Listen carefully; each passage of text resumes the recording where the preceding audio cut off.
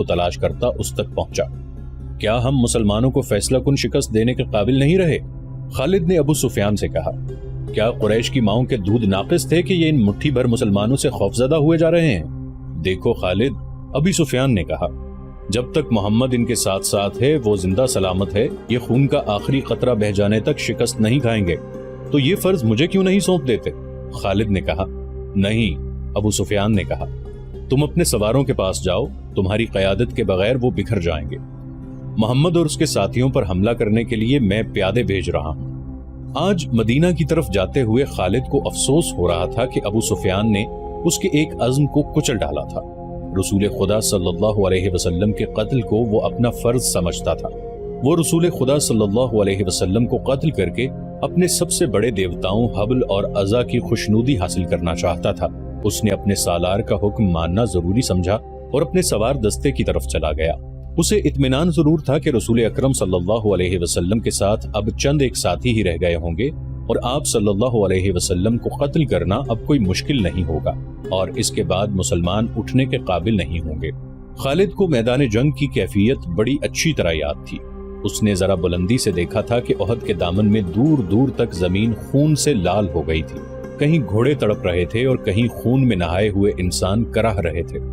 زخمیوں کو اٹھانے کا ابھی کسی کو ہوش نہ تھا۔ پھر اس نے دیکھا پیادہ قریش رسول کریم صلی اللہ علیہ وسلم کے پاس پہنچ گئے تھے اور انہوں نے آپ صلی اللہ علیہ وسلم کے ساتھیوں کا حلقہ بھی توڑ لیا تھا۔ قریش کے 3 آدمی عتبہ بن ابی وقاص، عبداللہ بن شہاب اور ابن قمہ رسول کریم صلی اللہ علیہ وسلم پر پتھر برسانے لگے۔ عجیب صورت یہ تھی کہ عتبہ کا سگا بھائی سعد بن ابی وقاص رضی اللہ عنہ رسول اکرم صلی اللہ علیہ وآلہ وسلم کی حفاظت میں لڑ رہا تھا۔ رسول اکرم صلی اللہ علیہ وسلم کے ساتھیوں کی تعداد نہ ہونے کے برابر رہ گئی تھی یا وہ لڑتے لڑتے بکھر گئے تھے۔ عتبہ نے آپ صلی اللہ علیہ وسلم پر جو پتھر برسائے ان سے آپ صلی اللہ علیہ وسلم کے نیچے والے 2 دانت ٹوٹ گئے اور نچلا ہونٹ زخمی ہو گیا۔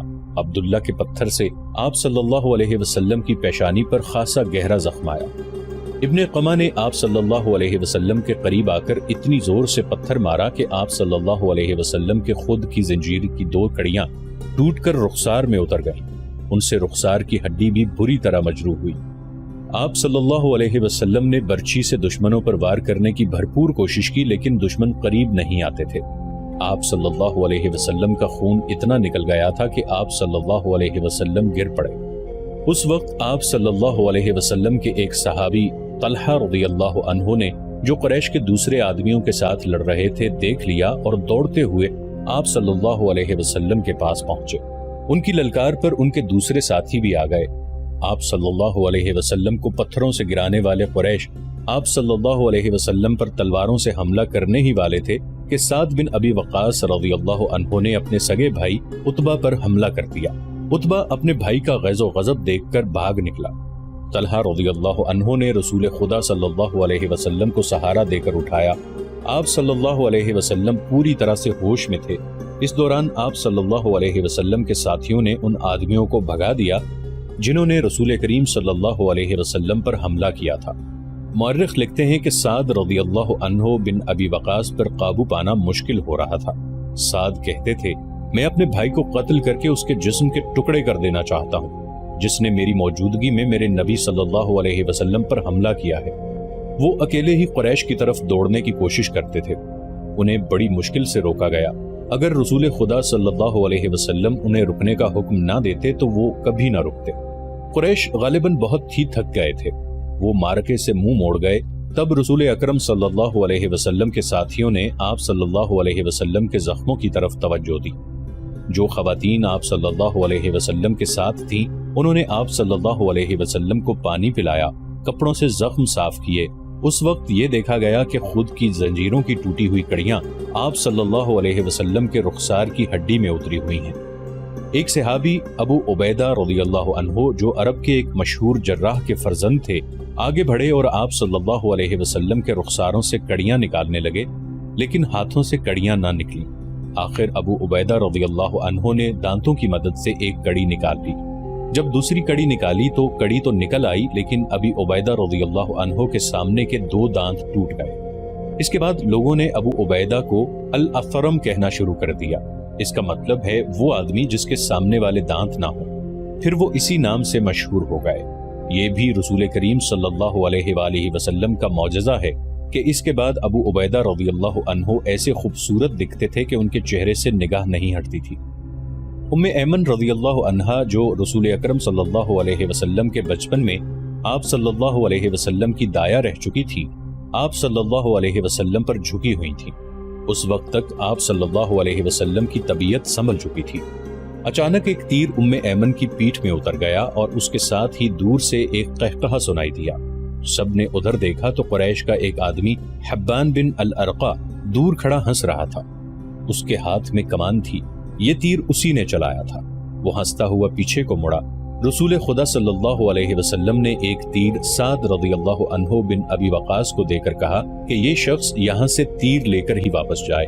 سعد رضی اللہ عنہ نے جو تمام قبائل میں تیر اندازی میں خصوصی شہرت رکھتے تھے، کمان میں تیر ڈال کر حبان پر چلایا۔ تیر حبان کی گردن میں اتر گیا۔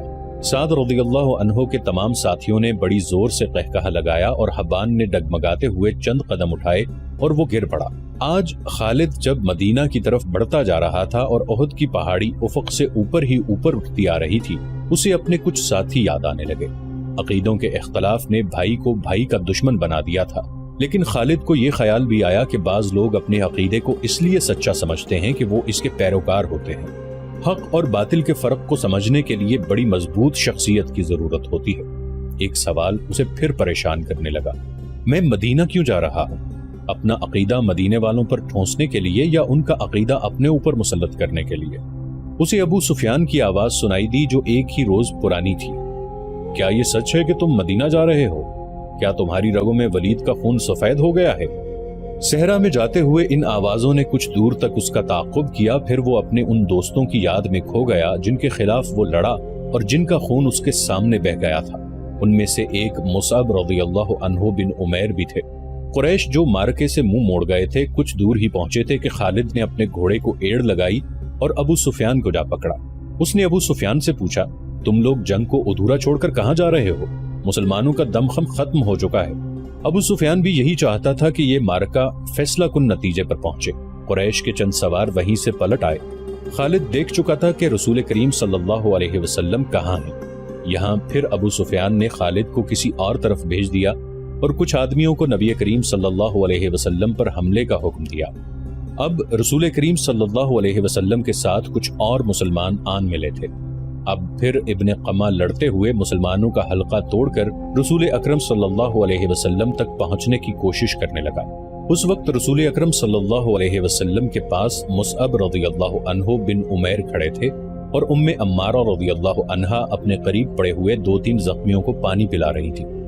انہوں نے جب قریش کو ایک بار پھر حملے کے لیے آتے دیکھا تو زخمیوں سے ہٹ کر انہوں نے ایک زخمی کی تلوار اٹھا لی اور قریش کے مقابلے کے لیے ڈٹ گئے۔ قریش کا سب سے پہلا سوار جو ان کے قریب آیا اس تک وہ نہیں پہنچ سکتی تھی، اس لیے انہوں نے تلوار سے اس کے گھوڑے پر ایسا وار کیا کہ گھوڑا گر پڑا۔ سوار گھوڑے کے دوسری طرف گرا۔ ام عمارہ رضی اللہ عنہا نے گھوڑے کے اوپر سے کود کر قریش کے اس آدمی پر وار کیا اور اسے زخمی کر دیا۔ وہ اٹھا اور بھاگ کھڑا ہوا۔ مصعب بن عمیر رضی اللہ عنہ کا قد بت اور شکل و صورت بھی رسول کریم صلی اللہ علیہ وسلم کے ساتھ نمایاں مشابہت رکھتی تھی۔ ابن قمہ مصعب رضی اللہ عنہ کو رسول خدا صلی اللہ علیہ وسلم سمجھ کر ان پر حملہ آور ہوا۔ مصعب رضی اللہ عنہ تیار تھے۔ انہوں نے ابن قمہ کا مقابلہ کیا، پھر دونوں میں تیغ زنی ہوئی، لیکن ابن قمہ کا ایک بار مصعب رضی اللہ عنہ پر ایسا بھرپور پڑا کہ وہ گرے اور شہید ہو گئے۔ مصعب بن عمیر رضی اللہ عنہ بہت لاڈوں میں پلے نوجوان تھے، لیکن تدفین کے وقت ان کا کفن بھی ادھورا تھا۔ ام عمارہ رضی اللہ عنہا نے مصعب رضی اللہ عنہ کو گرتے دیکھا، غیظ و غضب سے ابن قمہ پر تلوار کا وار کیا، لیکن ابن قمہ نے زرہ پہن رکھی تھی اور وار کرنے والی ایک عورت تھی، اس لیے ابن قمہ کو کوئی زخم نہ آیا۔ ابن قمہ نے ام عمارہ رضی اللہ عنہا کے کندھے پر بھرپور وار کیا، جس سے وہ شدید زخمی ہو کر گر پڑی۔ اس وقت رسول کریم صلی اللہ علیہ وسلم جو قریب ہی تھے ابن قمہ کی طرف بڑھے، لیکن ابن قمہ نے پینترا بدل کر آپ صلی اللہ علیہ وسلم پہ ایسا وار کیا جو آپ صلی اللہ علیہ وسلم کے خود پر پڑا۔ تلوار خود سے پھسل کر آپ صلی اللہ علیہ وسلم کے کندھے پر لگی۔ آپ صلی اللہ علیہ وسلم کے بالکل پیچھے ایک گڑھا تھا۔ آپ صلی اللہ علیہ وسلم زخم کھا کر پیچھے ہٹے اور گڑھے میں گر پڑے۔ ابن قمہ نے پیچھے ہٹ کر گلا پھاڑ کر کہا، میں نے محمد کو قتل کر دیا ہے۔ وہ یہی نعرے لگاتا میدان جنگ میں گھوم گیا۔ اس کی آواز قریش نے بھی سنی اور مسلمانوں نے بھی۔ قریش کو تو خوش ہونا ہی تھا، مسلمانوں پر اس کا بڑا تباہ کن اثر ہوا کہ حوصلے ہار بیٹھے اور احد کی پہاڑی کی طرف پسپا ہونے لگے۔ اپنے نبی صلی اللہ علیہ وسلم کے شہدائیوں، بھاگتے ہوئے مسلمانوں کو ایک للکار سنائی تھی، اگر نبی صلی اللہ علیہ وسلم نہ رہے تو لعنت ہے ہم پر کہ ہم بھی زندہ ہیں۔ تم کیسے شہدائی ہو کہ نبی کریم صلی اللہ علیہ وسلم کی شہادت کے ساتھ ہی تم موت سے ڈر کر بھاگ رہے ہو؟ مسلمان رک گئے۔ اس للکار نے انہیں آگ ببولا کر دیا۔ وہ پیادہ تھے لیکن انہوں نے قریش کے گھڑ سواروں پر حملہ کر دیا۔ یہ حملہ خالد اور اکرمہ کے گھڑ سواروں پر ہوا تھا۔ خالد کو آج یاد آ رہا تھا کہ اس کے ہاتھوں کتنے ہی مسلمانوں کا خون بہہ گیا تھا۔ ان میں ایک رفاعہ رضی اللہ عنہ بن وقش بھی تھے۔ خالد کے دل میں درد کی ایک ٹیس سی اٹھی۔ اسے کچھ ایسا احساس ہونے لگا جیسے وہ بے مقصد خون بہاتا رہا ہے، لیکن اس وقت وہ مسلمانوں کو اپنا بدترین دشمن سمجھتا تھا۔ اب مسلمانوں کا دمخم ٹوٹ چکا تھا۔ پیادے گھڑ سواروں کا مقابلہ کب تک کرتے؟ وہ مجبور ہو کر پہاڑی کی طرف پسپا ہونے لگے۔ رسول اکرم صلی اللہ علیہ وسلم بھی اپنے ساتھیوں کے ساتھ ایک تنگ سی وادی کی طرف جا رہے تھے۔ جس طرح مسلمانوں نے فتح کی خوشی میں اپنا مورچہ چھوڑ دیا تھا اور جنگ کا پانسا اپنے خلاف پلٹ لیا تھا، اسی طرح اب قریش کے آدمی مسلمانوں کے لاشوں پر اور تڑپتے ہوئے زخمیوں پر مال غنیمت اکٹھا کرنے کے لیے ٹوٹ پڑے۔ ان میں سے کچھ قریش رسول کریم صلی اللہ علیہ وسلم کے تعاقب میں چلے گئے، لیکن آپ صلی اللہ علیہ وسلم کے ساتھیوں نے ان پر ایسی بے جگری سے حملہ بولا کہ ان میں سے زیادہ تر قریش کو جان سے مار ڈالا اور جو بچ گئے وہ بھاگ نکلے۔ رسول اکرم صلی اللہ علیہ وسلم ایک بلند جگہ پہنچ گئے۔ آپ صلی اللہ علیہ وسلم نے وہاں سے صورتحال کا جائزہ لیا۔ آپ صلی اللہ علیہ وسلم کے 30 صحابہ رضی اللہ عنہوں میں سے 16 شہید ہو چکے تھے، جو 14 زندہ تھے ان میں زیادہ تر زخمی۔ آپ صلی اللہ علیہ وسلم نے بلندی سے میدان جنگ کا جائزہ لیا۔ آپ صلی اللہ علیہ وسلم کو کوئی مسلمان نظر نہیں آ رہا تھا۔ مسلمان یہ سمجھ کر کہ رسول اکرم صلی اللہ علیہ وسلم شہید ہو چکے ہیں، سخت مایوسی کے عالم میں ادھر ادھر بکھر گئے۔ کچھ واپس مدینہ چلے گئے، کچھ قریش کے انتقام سے بچنے کے لیے پہاڑی کے اندر موجود تھے۔ یہاں رسول خدا صلی اللہ علیہ وسلم کو اپنے زخمیوں کی طرف توجہ دینے کی فرصت ملی۔ آپ صلی اللہ علیہ وسلم کی بیٹی حضرت فاطمہ رضی اللہ عنہا، جو آپ صلی اللہ علیہ وسلم کو ہر طرف تلاش کر کر کے تھک چکی تھی، آپ صلی اللہ علیہ وسلم کے پاس آ پہنچی تھی۔ قریب ہی ایک چشمہ تھا۔ حضرت علی رضی اللہ عنہ وہاں سے کسی چیز میں پانی لائے اور آپ صلی اللہ علیہ وسلم کو پلایا۔ حضرت فاطمہ رضی اللہ عنہا آپ صلی اللہ علیہ وسلم کے زخم دھونے لگی۔ وہ سسک سسک کر رو رہی تھی۔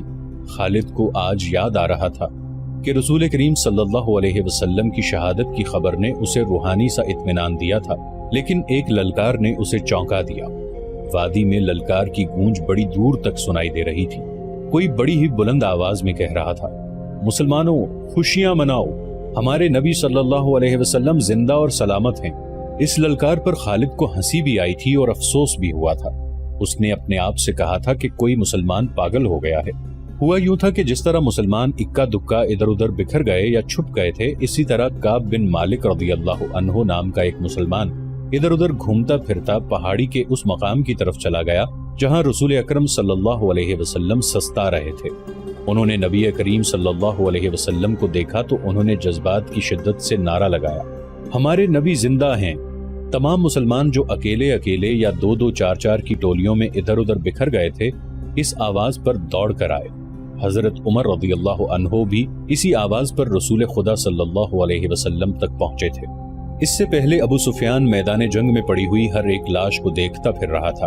وہ رسول کریم صلی اللہ علیہ وسلم کا جسد مبارک تلاش کر رہا تھا۔ اسے قریش کا جو بھی آدمی ملتا اس سے پوچھتا، تم نے محمد کی لاش نہیں دیکھی؟ اسی تلاش میں خالد اس کے سامنے آ گیا۔ خالد، ابو سفیان نے پوچھا، تم نے محمد کی لاش نہیں دیکھی؟ نہیں، خالد نے جواب دیا اور ابو سفیان کی طرف ذرا جھک کر پوچھا، کیا تمہیں یقین ہے کہ محمد قتل ہو چکے ہیں؟ نعوذ باللہ۔ ہاں، ابی سفیان نے جواب دیا، وہ ہم سے بچ کر کہاں جا سکتا ہے؟ تمہیں شک ہے؟ ہاں ابو سفیان، خالد نے جواب دیا، میں اس وقت تک شک میں رہتا ہوں جب تک کہ اپنی آنکھوں سے نہ دیکھ لوں۔ محمد صلی اللہ علیہ وسلم اتنی آسانی سے قتل ہو جانے والا شخص نہیں ہے۔ معلوم ہوتا ہے تم پر محمد صلی اللہ علیہ وسلم کا طلسم طاری ہے۔ ابو سفیان نے تکبر کے لہجے میں کہا، کیا محمد صلی اللہ علیہ وسلم ہم میں سے نہیں؟ کیا تم اسے نہیں جانتے تھے؟ جو شخص اتنی قتل و غارت کا ذمہ دار ہے، ایک روز اسے بھی قتل ہونا ہے۔ محمد صلی اللہ علیہ وسلم قتل ہو چکے ہیں، جاؤ اور دیکھو، ان کی لاش کو پہچانو، ہم ان کا سر کاٹ کر مکہ لے جائیں گے۔ عین اسی وقت پہاڑی میں سے کعب رضی اللہ عنہ بن مالک کی للکار گرجی، مسلمانوں خوشیاں مناؤ، ہمارے نبی صلی اللہ علیہ وآلہ وسلم زندہ سلامت ہیں۔ پھر یہ آواز بجلی کی کڑک کی طرح گرجتی کڑکتی وادی اور میدان میں گھومتی پھرتی رہی۔ سن لیا ابو سفیان؟ خالد نے کہا، اب میں تمہیں بتاتا ہوں کہ محمد کہاں ہے۔ میں اس پر حملہ کرنے جا رہا ہوں، لیکن میں تمہیں یقین نہیں دلا سکتا کہ میں محمد صلی اللہ علیہ وآلہ وسلم کو قتل کر کے آؤں گا۔ کچھ دیر پہلے خالد نے رسول کریم صلی اللہ علیہ وسلم اور ان کے ساتھیوں کو پہاڑی کے اندر جاتے دیکھا تھا، لیکن وہ بہت دور تھا۔ خالد ہار ماننے والا اور اپنے ارادے کو ادھورا چھوڑنے والا آدمی نہیں تھا۔ اس نے چند ایک سواروں کو ساتھ لیا اور پہاڑی کے اس مقام کی طرف بڑھنے لگا جدھر اس نے رسول کریم صلی اللہ علیہ وسلم کو جاتے دیکھا تھا۔ مشہور مورخ ابن حشام کی تحریر سے پتہ چلتا ہے کہ رسول اکرم صلی اللہ علیہ وسلم نے جب خالد کو اپنے سواروں کے ساتھ اس گھاٹی پر چڑھتے دیکھا جہاں آپ صلی اللہ علیہ وسلم تھے، تو آپ صلی اللہ علیہ وسلم کے منہ سے بے ساختہ دعا نکلی، خدائے ذوالجلال انہیں اس وقت وہیں کہیں روک لے۔ خالد اپنے سواروں کے ساتھ گھاٹی چڑھتا جا رہا تھا۔ وہ ایک درہ سا تھا جو تنگ ہوتا چلا جا رہا تھا۔ گھوڑوں کو ایک قطار میں ہونا پڑا۔ رسول کریم صلی اللہ علیہ وسلم زخموں سے چور پڑے تھے۔ حضرت عمر رضی اللہ عنہ نے جب خالد اور اس کے سواروں کو اوپر آتے دیکھا تو وہ تلوار نکال کر کچھ نیچے اترے۔ ولید کے بیٹے، حضرت عمر رضی اللہ عنہ نے للکارا، اگر لڑائی لڑنا چاہتے ہو تو اس درے کی تنگی کو دیکھ لو، اس چڑھائی کو دیکھ لو، کیا تم اپنے سواروں کے ساتھ ہمارے ہاتھ سے بچ کر نکل جاؤ گے؟ خالد لڑنے کے فن کو خوب سمجھتا تھا۔ اس نے دیکھ لیا تھا کہ یہ جگہ گھوڑوں کو گھما پھرا کر لڑنے کے لیے موزوں نہیں ہے، بلکہ خطرناک ہے۔ خالد نے خاموشی سے اپنا گھوڑا گھمایا اور اپنے سواروں کے ساتھ وہاں سے نیچے اتر آیا۔ جنگ احد ختم ہو چکی تھی۔ قریش اس لحاظ سے برتری کا دعویٰ کر سکتے تھے کہ انہوں نے مسلمانوں کو زیادہ نقصان پہنچایا، لیکن یہ جنگ ہار جیت کے بغیر ختم ہو گئی تھی۔ لیکن یہ ہماری شکست تھی۔ خالد کو جیسے اپنی آواز سنائی تھی۔ مسلمانوں کی نفری 700 تھی اور ہم 3000 تھے۔ ہمارے پاس 200 گھوڑے تھے۔ ہماری فتح تب ہوتی جب ہم محمد صلی اللہ علیہ وسلم کو قتل کرتے تھے۔ خالد نے اپنے آپ میں جھنجھناہٹ محسوس کی۔ اس پر ایسی کیفیت طاری ہو گئی کہ اس کے دانت بجنے لگے۔ اسے جنگ کا آخری منظر یاد آنے لگا تھا۔ اس نے اس بھیانک یاد کو ذہن سے نکالنے کے لیے سر کو جھٹکا دیا، لیکن مکھیوں کی طرح یہ یاد اس کے ارد گرد بھن بھناتی رہی۔ اسے اپنے آپ میں شرم سی محسوس ہونے لگی۔ جنگجو یوں نہیں کیا کرتے۔ خالد جب حضرت عمر رضی اللہ عنہ کی للکار پر واپس آ رہا تھا تو اس بلندی سے اس کی نظر میدان جنگ پر پڑی۔ وہاں لاشیں بکھری ہوئی تھیں، شاید ان میں بے ہوش زخمی بھی ہوں گے۔ لاشوں اور زخمیوں کو اٹھانے کے لیے نہ ابھی مسلمان آگے بڑھے تھے، نہ اہل قریش۔ خالد کو ابو سفیان کی بیوی ہند نظر آئی۔ وہ ہاتھ میں خنجر لیے ہوئے دوڑی چلی آ رہی تھی۔ اس کے اشارے پر قریش کی وہ عورتیں جو قریش کے لشکر کے ساتھ آئی تھیں اس کے پیچھے پیچھے دوڑی آئیں۔ ہند ہر ایک لاش کو دیکھتی تھی۔ وہ اونچے قد کی اور فربہی مائل جسم کی پہلوان قسم کی عورت تھی۔ وہ ہر ایک لاش کو دیکھتی تھی۔ کوئی لاش اوندھے منہ پڑی ہوئی نظر آتی تو وہ پاؤں کی ٹھوکر سے اس لاش کو سیدھا کر کے دیکھتی تھی۔ اس نے اپنے ساتھ کی عورتوں سے کہا کہ وہ حمزہ رضی اللہ عنہ کی لاش تلاش کریں۔ اسے حمزہ رضی اللہ عنہ کی لاش مل گئی۔ ہند بھوکے درندے کی طرح لاش کو چیرنے پھاڑنے لگی۔ اس نے لاش کے کچھ اعضاء کاٹ کر پرے پھینک دیے۔ اس نے دوسری عورتوں کو دیکھا جو اس کے قریب کھڑی تھی۔ کھڑی دیکھ کیا رہی ہو؟ ہند نے ان عورتوں سے یوں کہا جیسے وہ پاگل ہو چکی ہو۔ یہ دیکھو، میں نے اپنے باپ، اپنے چچا اور اپنے بیٹے کے قاتل کی لاش کا کیا حال کر دیا ہے۔ جاؤ مسلمانوں کی ہر ایک لاش کا یہی حال کر دو اور سب کے کان اور ناک کاٹ کر لے آؤ۔ اب وہ عورتیں مسلمانوں کی لاشوں کو چیرنے پھاڑنے کے لیے وہاں سے ہٹ گئیں تو ہند نے خنجر سے حمزہ رضی اللہ عنہ کا پیٹ چاک کر کے اس کے اندر ہاتھ ڈالا۔ اس کا ہاتھ باہر آیا تو اس میں حمزہ رضی اللہ عنہ کا کلیجہ تھا جو ہند نے خنجر سے کاٹ لیا۔ اس نے اسی پر اکتفا نہ کیا۔ حمزہ رضی اللہ عنہ کے کلیجے کا ایک ٹکڑا کاٹ کر اس نے اپنے منہ میں ڈال لیا اور بری طرح اسے چبانے لگی، لیکن تھوڑی دیر بعد اس نے کلیجے کے اس ٹکڑے کو اگل دیا۔ خالد کو دور ابو سفیان کھڑا نظر آیا۔ ہند کی اس وحشیانہ حرکت نے خالد کا مزہ کرکرا کر دیا تھا۔ وہ جنگجو تھا، وہ صرف آمنے سامنے آ کر لڑنے والا آدمی تھا۔